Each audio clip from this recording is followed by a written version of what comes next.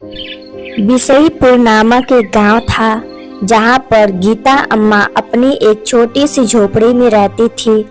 वे बिल्कुल अकेली थी। उनका इस दुनिया में कोई भी नहीं था। उनके पास एक आम का बगीचा था जिसमें वो अपना दिन भर का गुजारा करती थी और बगीचा का रखवाली करती थी। उनके बगीचे का आम बहुत ही स्वादिष्ट होता था। जो कोई भी गीता अम्मा से आम मांगने आता था वो उसे आम दे देती थी, इसलिए सभी लोग उन्हें बहुत ज्यादा पसंद करते थे। लेकिन उसी गांव में एक धनी लाल नाम का सेठ था। उसका भी एक आम का बगीचा था, पर उसके आम उतने स्वादिष्ट नहीं होते थे, इसलिए वह गीता अम्मा से बहुत जलन रखता था। एक दिन वह धनी लाल सेठ अम्मा के पास जाता है और कहता है कि अरे ओ बूढ़ी अम्मा, अब तो तुम बूढ़ी हो चली हो और तुम्हारे बाद इस दुनिया में तुम्हारा है भी नहीं कोई कि इस बगीचे की रखवाली कर सके। इसलिए अपना ये बगीचा तुरंत मेरे नाम कर दो और इसे मेरे हवाले कर दो, नहीं तो मैं तुम्हें यहीं पर मार डालूंगा और इसी बगीचे में दफना दूंगा। बेटा, मैं जानती हूँ कि मैं बूढ़ी हो गई हूँ और मेरा कोई है भी नहीं कि ये बगीचा संभाल सके, पर यही तो मेरा एक सहारा है ना।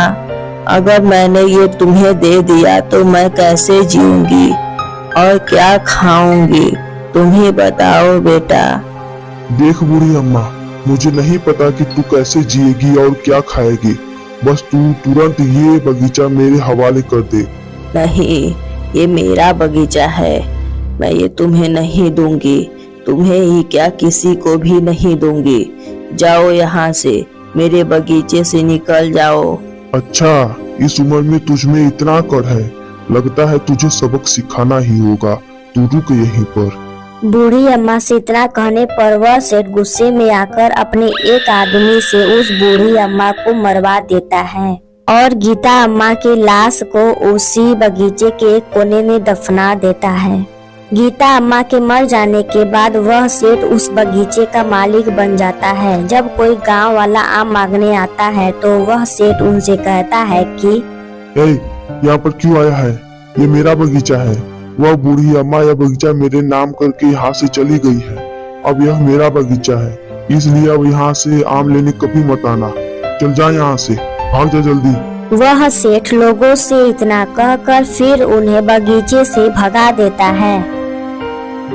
ऐसे ही कुछ दिन बीत जाते हैं और वह गीता अम्मा एक भयानक चुड़ैल बन जाती हैं और पूरे बगीचे में इधर उधर भटकने लगती हैं। जब कोई भूखा और बेसहारा उस बगीचे में से गुजरता तो वह चुड़ैल बिना किसी के सामने आए उसे आम खाने को दे देती थी, क्योंकि उस चुड़ैल को भूखे लोगों की मदद करना अच्छा लगता था।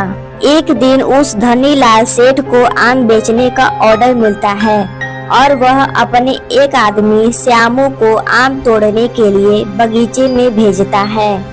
उस धनी लाल सेठ की बात मानकर श्यामू बगीचे में आता है और जैसे ही आम तोड़ने के लिए हाथ आगे करता है कि तभी वह चुड़ैल वहां पर आ जाती है और बिना पूछे आम तोड़ते देख चुड़ैल को गुस्सा आ जाता है और वह उस श्यामू को वहीं पर मार डालती है और अपने मन में सोचती है कि मैं भूखे और बेसहारों की मदद जरूर करूंगी, लेकिन जो बिना पूछे मेरा आम तोड़ेगा उसे मैं मार डालूंगी, नहीं छोड़ूंगी।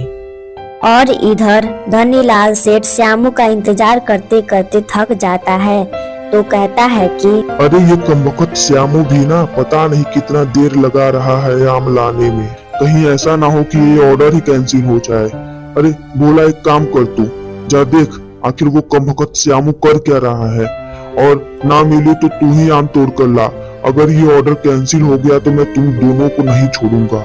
उस सेठ की बात सुनकर वह भोला भी बगीचे में आ जाता है और श्यामू को इधर उधर ढूंढने लगता है, पर वह नहीं मिलता है तो वह कहता है कि अरे ये श्यामू भी ना पता नहीं कहाँ चला गया है। अगर सेठ जी को टाइम से आम नहीं मिला और उनका ऑर्डर कैंसिल हो गया तो वो हम दोनों को जान से मार देंगे, पर इस कमबख्त को समझ में आए तब ना। चलो कोई बात नहीं, मैं ही जल्दी से आम तोड़ लेता हूँ। भोला इतना कहकर जैसे ही आम तोड़ने की सोचता है कि तभी वह चुड़ैल वहाँ पर आ जाती है। 3 सिर वाली चुड़ैल को देखकर भोला काफी डर जाता है। वह चुड़ैल भोला से कहती है कि तुम लोगों की हिम्मत कैसे हुई मेरे बगीचे में आकर आम तोड़ने की? अगर अपनी जान की सलामती चाहते हो तो भाग जाओ यहाँ से, नहीं तो मैं तुम्हें मार डालूंगी जैसे मैंने उस श्यामू को मार डाला। चुड़ैल, अरे बाप रे, इस बगीचे में तो चुड़ैल है, भागो यहाँ से, भागो। भोला चिल्लाते चिल्लाते उस बगीचे में से तुरंत भाग जाता है और सेठ के पास जाकर सेठ से कहता है कि अरे मालिक, उस बगीचे में तो चुड़ैल है, उसने श्यामू को मार दिया। मैं नहीं जाऊंगा उस बगीचे में आम तोड़ने के लिए, नहीं तो वो मुझे भी मार डालेगी। आपको जाना है तो जाइए, पर मैं नहीं जाऊंगा अब कभी भी वहाँ पर। भोला धनी लाल सेठ से इतना कहकर वहाँ से तुरंत भाग जाता है। भोला के चले जाने पर वह सेठ कुछ सोचता है और कहता है कि अरे ये भोला तो डर कर भाग गया। ऐसा तो नहीं कि सच में बगीचे में चुड़ैल है? कहीं ऐसा तो नहीं कि वह बूढ़ी गीता ही चुड़ैल बन गई है? मुझे एक तांत्रिक को लेकर उस बगीचे में जाना होगा ताकि मैं उस चुड़ैल को मार सकूं। इतना कहकर वह सेठ एक तांत्रिक को लेकर बगीचे में आता है और वह तांत्रिक चुड़ैल से कहता है कि दुष्ट चुड़ैल तू कहाँ है और क्यों इन लोगों को मार रही है और डरा रही है? मेरे सामने आ। तांत्रिक की बात सुनकर वह चुड़ैल वहाँ आ जाती है और जोर जोर से रोने लगती है।